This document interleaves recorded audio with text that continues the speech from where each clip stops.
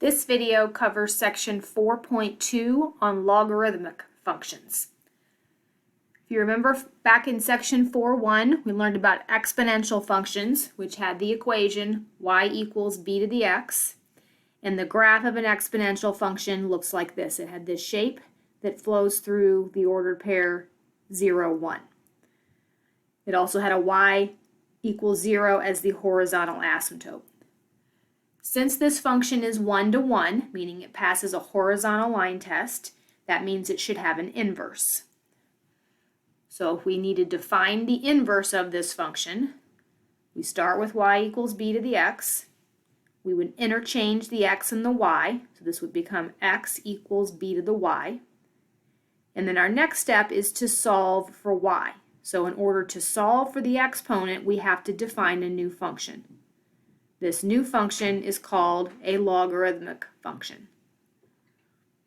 So we will apply log base b, that new function, to both sides of our equation. So that will give me log base b of x on the left equals log base b of b to the y on the right. The simplifying of the right side, notice since the base of the log is the same as the base of the exponent, that's going to simplify to equal just the power y. So we end up with y equals log base b of x. That equation is equivalent to saying that b, the base, to the power y equals the x on the inside. B to the y is equal to the x. This form is called logarithmic form. This form is referred to as exponential form. If we talk about this new function as a function using function notation, we would simply replace y with f of x. So f of x equals log base b of x is called the logarithmic function with base b. We will be spending time this section and the next two sections looking at problems that involve logarithms. So our first few examples is just converting back and forth.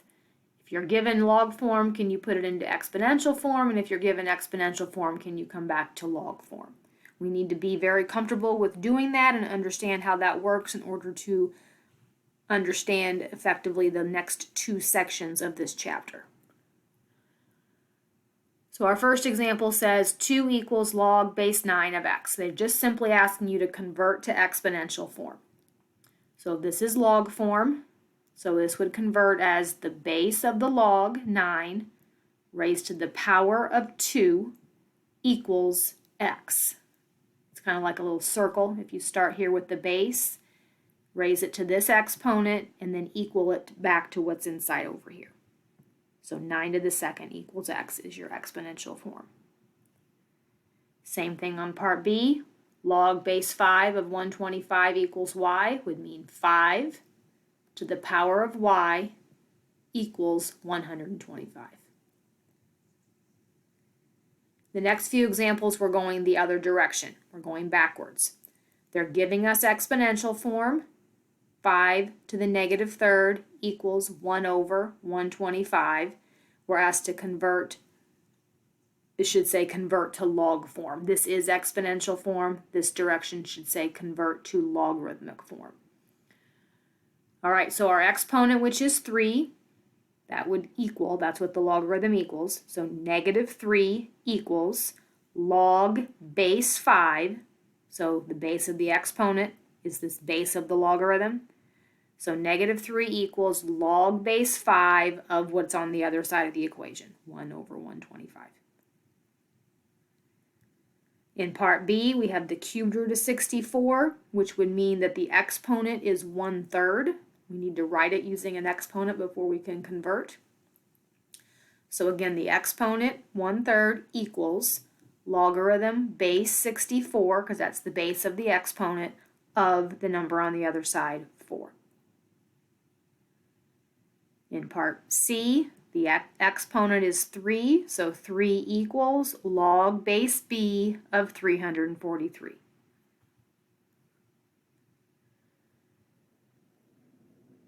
Next, we need to talk about graphing a log function.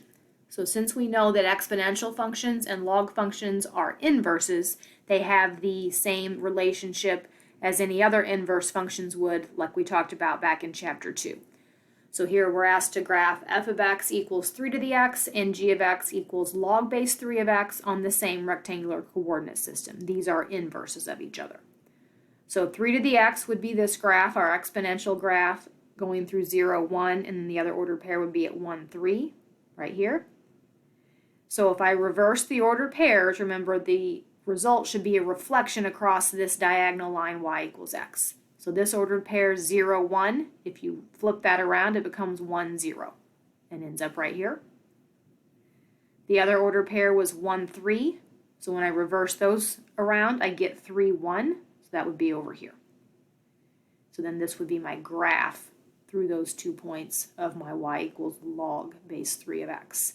Also notice that we had a horizontal asymptote of y equals 0 on the exponential. Because I'm reversing x's and y's, if I change this y to an x, it becomes the vertical line x equals 0. So logarithm functions have a vertical asymptote at x equals 0, and when we apply transformations, that line is going to move with any horizontal shift.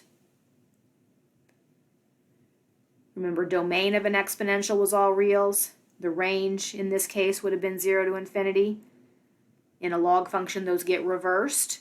The domain of the log, notice it stays on the right side of x equals 0. So the domain is 0 to infinity, while the range is all real numbers. All right, so we should be able to apply transformations the same way we have in section 4.1 and back in section 2.5. So for logarithm functions, the vertical shifts, just like before, if we tab the log function and we add a number, it shifts the graph up c units. If we have a log function and we subtract a number, it's going to move the graph down c units. Horizontal shifts, log base b, if we add on the inside, it's going to shift left. If we subtract a number on the inside, it's going to shift to the right. And then our reflections, if we have a negative multiplied in front, it's going to reflect across the x-axis. And this should say log base b of negative x and g of x. For some reason that did not scan right. So this should say g of x equals log base b of negative x. So the negative on the inside is going to reflect across the y-axis. All right, so we're going to use our transformation rules to sketch the graph. F of x equals log base 2 of x plus 3.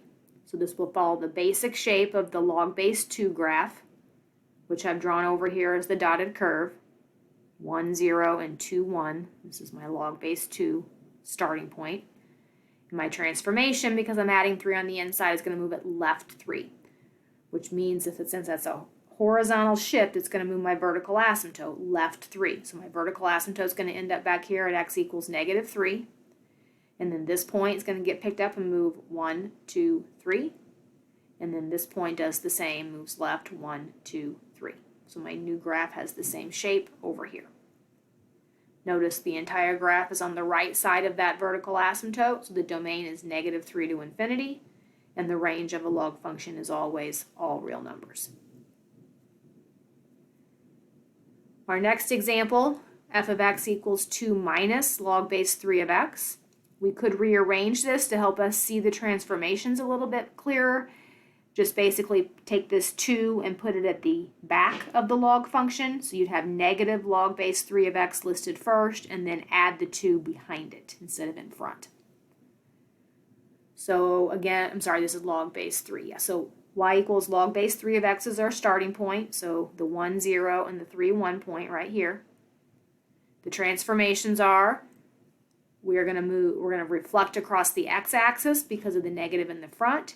And then this time we're going to move up 2. When there are no parentheses, we don't assume that any are there. Okay, if that was meant to be inside, you would have seen parentheses given. So this is outside of the log function. So that is a vertical shift upward. Since neither of these transformations are going to move it left or right, so there's no horizontal shift, my vertical asymptote does not move. It stays at x equals 0. So I can draw in my vertical asymptote at x equals 0. So this was my original graph right here. The reflection in the x-axis would be the other dotted graph, the one that's upside down right here. And then that one got moved up 2 places, right? And then this point that flipped down here goes up 2, and you end up with that shape drawn up here. Since my vertical asymptote was x equals 0, my domain 0 to infinity, the whole graph stays to the right of that line, and the range is all real numbers. All right, next we're going to look at some properties of logarithms that'll help us simplify them and evaluate them. All right, so the expression log base b of b to the x, this is how we simplified our inverse function when we were solving for y in the beginning. Because the base of the log matches the base of the exponent, this simplifies to x. And the reason for that is, if you were to take this equation and convert it to exponential form, we would say b to the x equals what's inside, which is b to the x. Log base b of just b, here the exponent is a 1, right? So you're not going to see that 1 written, but it's implied that there's a first power here, so that's why the answer is 1. Log base b of 1 always equals 0, because the conversion of this would mean b to the power of 0 is equal to 1. And b, any number to the 0 power always equals 1. B to the power log base b of x, again, the base of the exponent and the base of the log match, so they kind of simplify and cancel out to leave you with just the x. And again, the reasoning is if this is an exponential form, it means the power, which is log base b of x, right here, equals logarithm of base b of this other side, x. So again, converting from exponential to log form or from log to exponential are where these reasons come from. All right, so let's use those properties to do some simplifying. Simplify using log properties. Log base 7 of 49. Well, we can write 49 as a power of 7.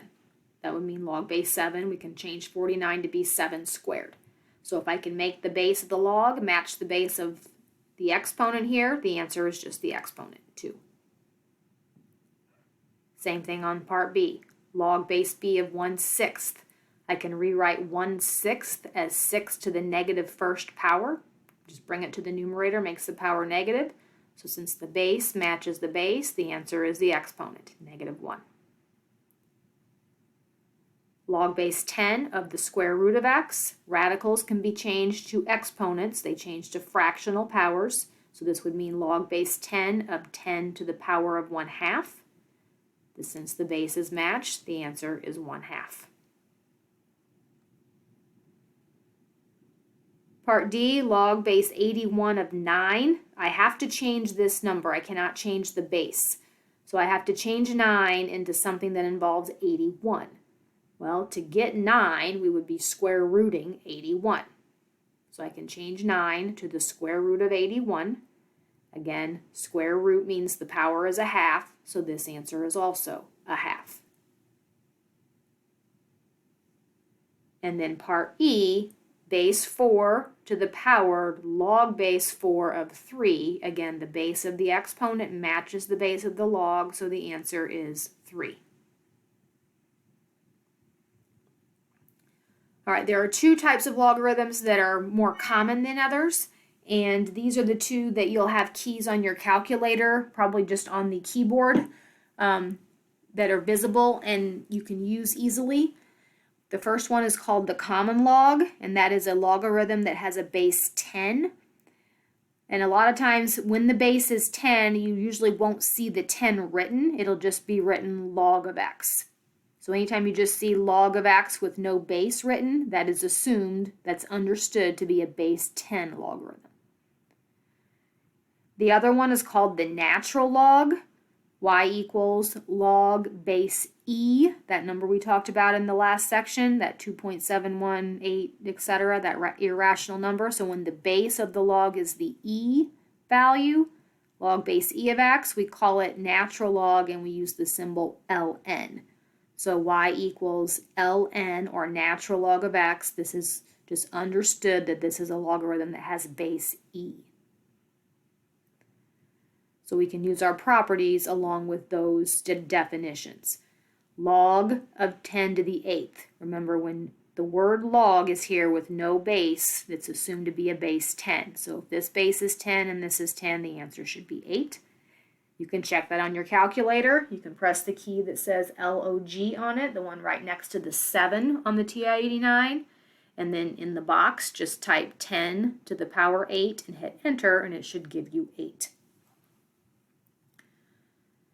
ln is the key right below the log log key. It's the key we did second function of to get to e to the power. So the one that says ln on it. So natural log of e, because the base of that logarithm is e. That's the definition of the natural log. It has a base of e. And this is e. The answer is the exponent here, which would be 1. And then on the last one, the base e to the power natural log of 7x squared, again, because this logarithm has base e that is understood, since the base of the exponent and the base of that log are the same, this will simplify to just the 7x squared.